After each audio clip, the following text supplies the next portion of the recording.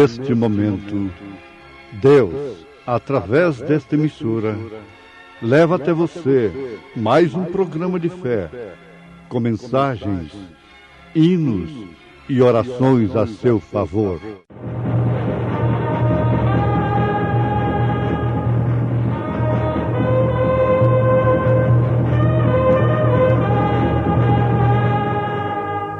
Fé para vencer.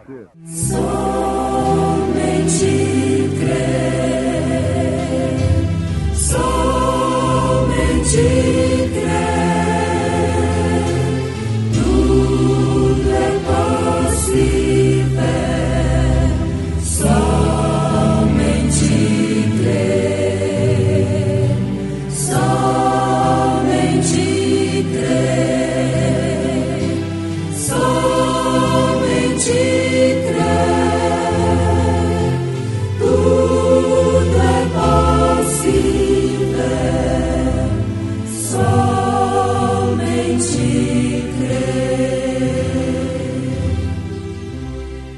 Bem-aventurado aquele cuja transgressão é perdoada e cujo pecado é coberto. Bem-aventurado o homem a quem o Senhor não imputa maldade, em cujo espírito não há engano. Paz no vale. Bem-aventurado, muito feliz, é aquele que desfruta a felicidade celestial.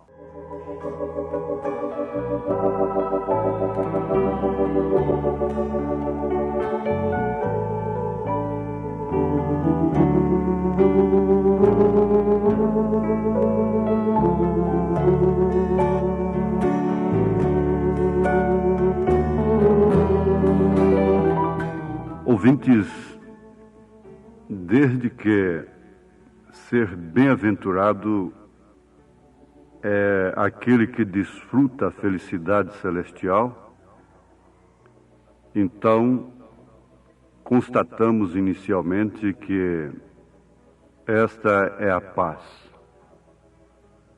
A verdadeira paz que temos neste vale escuro que estamos atravessando, que não é outra coisa senão este mundo tenebroso.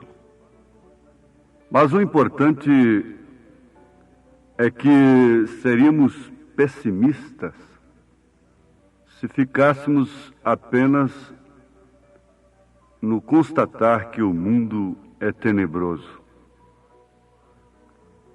que o mar está revolto, que as ondas estão altas, que a tempestade está impetuosa. Mas o importante é sabermos que pode haver paz, que pode haver segurança, que pode haver confiança. E gozar de felicidade. Agora, a bem-aventurança a qual o salmista está se referindo no Salmo 32, dizendo: bem-aventurado aquele cuja transgressão é perdoada e cujo pecado é coberto, e bem-aventurado o homem a quem o Senhor não imputa maldade e em cujo espírito não há engano. Essa felicidade é celestial. Não é terrena, portanto.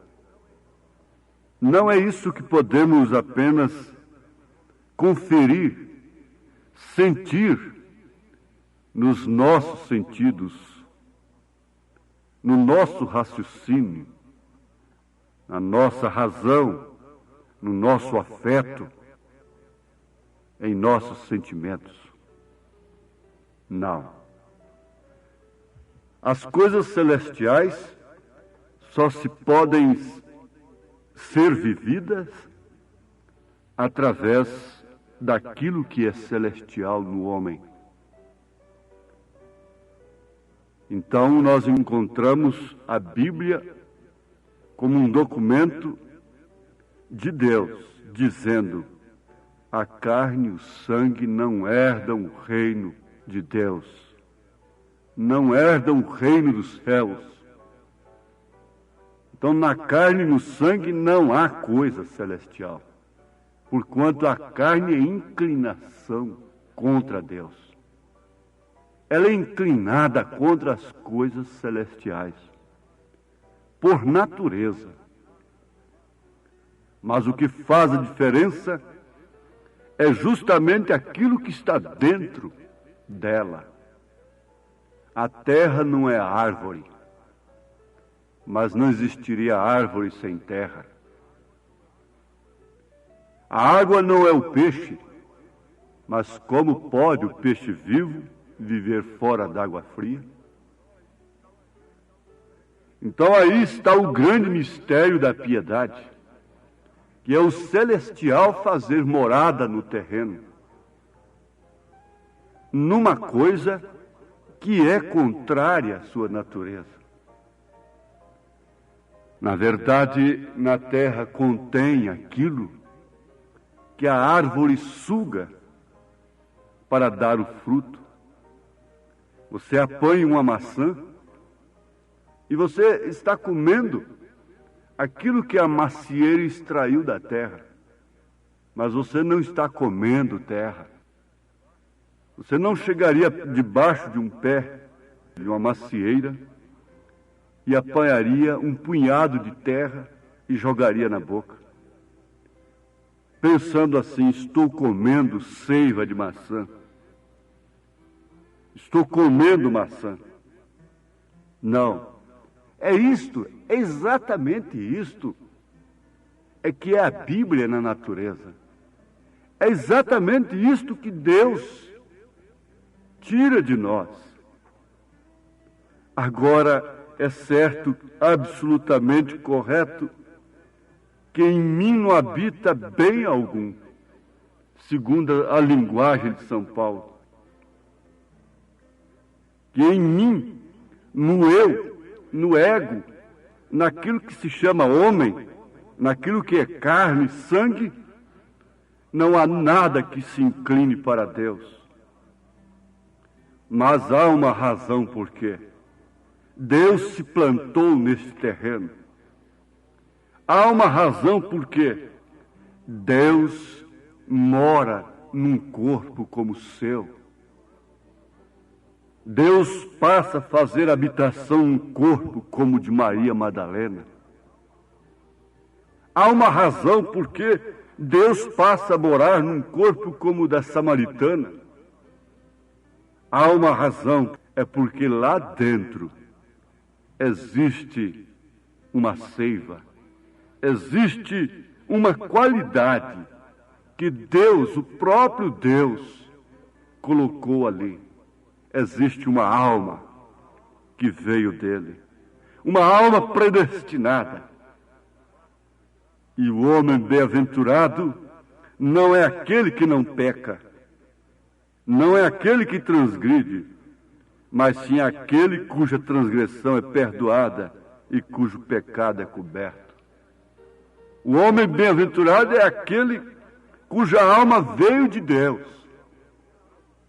E por isso nós encontramos o grande fato, a realidade, de que ser eleito não quer dizer ser perfeito como humano. Caso contrário, Deus teria amado a Esaú e aborrecido a Jacó. Caso contrário, Deus teria salvado a primeira dama da cidade e Maria Madalena e demais meretrizes estariam no inferno.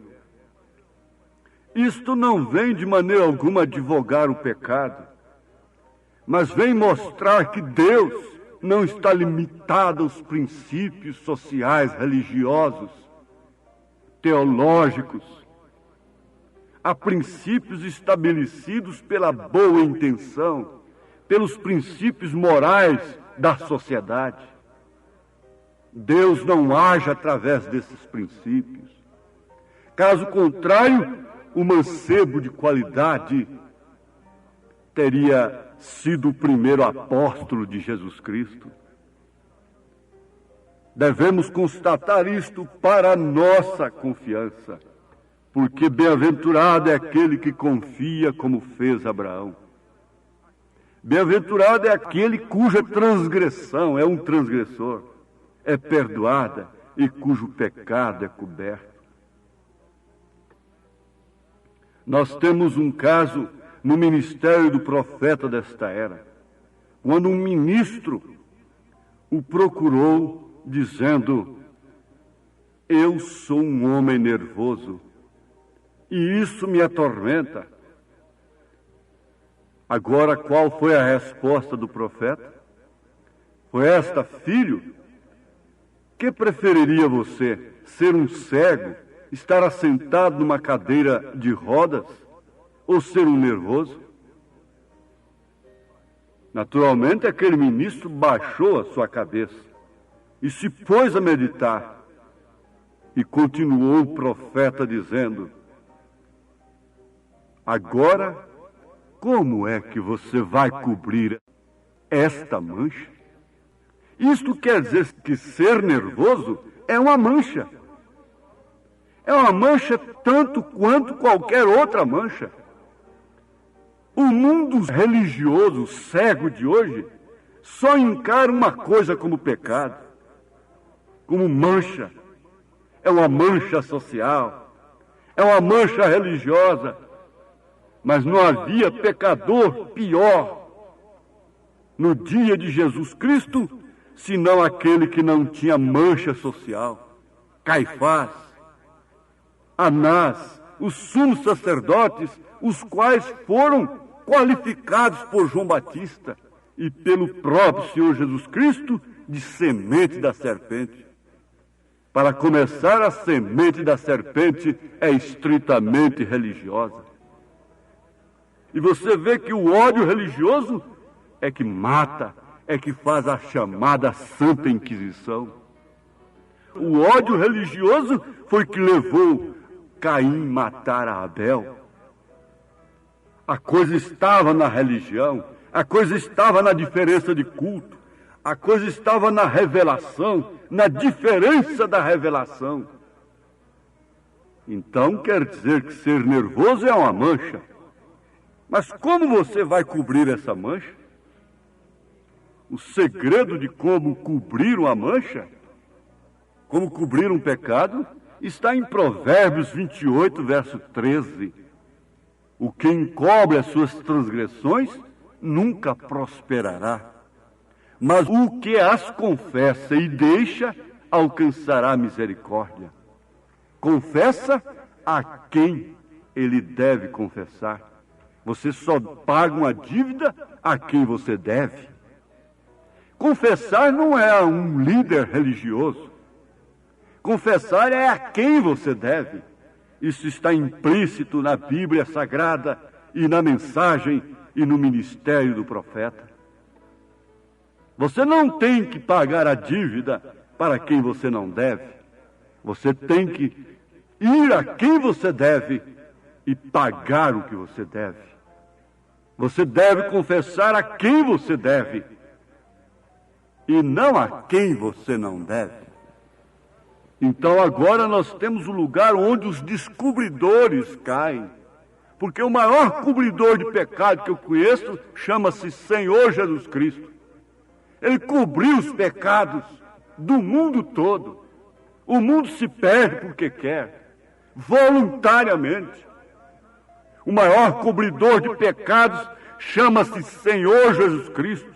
Aliás, é o único cobridor. É o único que pode fazer cobertura, fazendo assim bem-aventurados. Nós temos um caso no ministério do profeta, ele mostrando um casal de velhos ali, irmão Parks, os irmãos Parks. Aquele casal andava com um gravador num lugar que tinha montanhas, mostrando a fita de quem? Mostrando o pecado do ministro tal, e com gravaçõezinhas daqui e dacolá, mostrando incoerências de ministros, de diáconos, de irmãos? Não, aquele casal andava com um gravador mostrando a mensagem da graça, levando num lugar que tem montanhas um gravador com uma fita contendo mensagens da graça. E o profeta diz: fale boas coisas. E agora acabamos de aprender: não fira mais, não arranque a casca de uma ferida, se você não tem o remédio para curá-la. Bem-aventurado aquele que confia, como fez Abraão. Agora, ouvinte, isso se trata perfeitamente, diretamente com você. Porque Abraão teve uma atitude com Ló que demonstrou confiança em Deus. Por isso ele propôs uma separação. Sim, ele propôs uma separação porque ele sabia quem era o Deus no qual ele confiava. E ele sabia que Deus é separador, porquanto houvera mandado separar-se de seus familiares, de sua parentela, para que sua fé não ficasse no mesmo nível deles. A noiva será separada, haverá motivos para a sua separação. Ele tinha que alcançar um filho na sua velhice. Note isso, alcançar um filho sem ter nenhuma chance. E o que acontece é isto mesmo com os filhos de Abraão. Não temos nenhuma chance. Aquela mulher que andava encurvada há 18 anos não tinha nenhuma chance, porque Satanás a mantinha sob escravidão. E o mundo moral, religioso, não pôde fazer nada por ela, porque Deus não deixa o mundo fazer nada pela sua esposa. Como Abraão não aceitou nem mesmo a terra de graça para sepultar a Sara. Não temos nenhuma chance. Esse é o nosso próprio diagnóstico, como também dos nossos inimigos. O nosso diagnóstico combina com o diagnóstico dos inimigos, dos nossos sentidos. Porém, estamos sem chance em todos os sentidos. Mas se Deus nos visitou um dia e nos fez uma promessa com uma mensagem, então somos bem-aventurados. Bem-aventurado é aquele que faz como Abraão, que confia como Abraão, contra tudo, contra todos, contra os sentidos e contra toda a razão. Ele creu e confiou, embora estando sem chance. Por isso desfrutou a felicidade celestial. Conclusão: eleito é aquele que está sem chance, porque a mensagem é muito maior do que o homem. A mensagem é celestial e o homem é terreno. Tenha fé quem quiser. Então agora você pode estar sem chance para a medicina, para a ordem social do dia, o cosmo. Você pode estar sem chance para as religiões. Você pode estar sem chance dentro da própria mensagem. Então agora é hora de Deus te abençoar. Agora sim, agora é só Deus. É só Deus, Maria. É só Deus, João. É só Deus, Manuel. Seja qual for o seu nome, fale seu nome para Deus. Agora é só Deus. Estou sem chance. Estamos sem chance alguma. Não há nenhuma possibilidade própria. Agora sim. Agora é hora da fé perfeita. E Deus te abençoe com esta fé. Em nome de Jesus Cristo. Amém.